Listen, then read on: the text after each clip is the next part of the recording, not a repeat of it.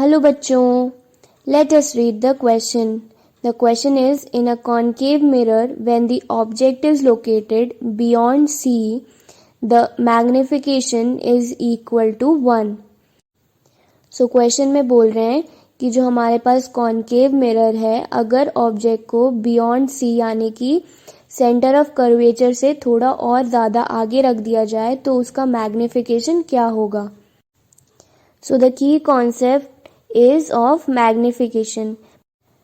So basically it is a ratio of the size of the image with the size of the object. तो वो होगा हमारे पास में magnification. तो अब हम देख लेते हैं कि अगर हमने किसी ऑब्जेक्ट को बियॉन्ड सेंटर ऑफ कर्वेचर रखा तो उसकी इमेज किधर फॉर्म्ड होगी और वो कैसी फॉर्म्ड होगी.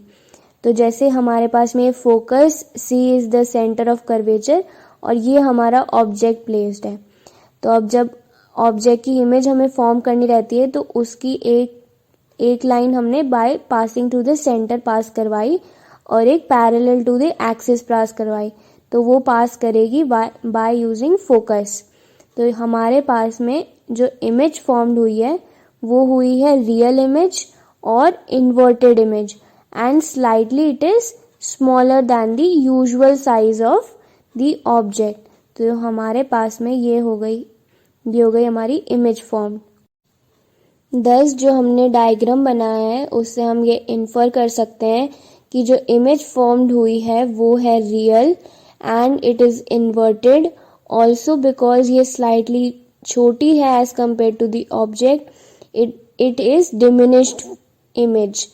तो जो हमारा मैग्निफिकेशन होगा वो है h डैश बाय h यानी कि height of the image divided by the height of the object.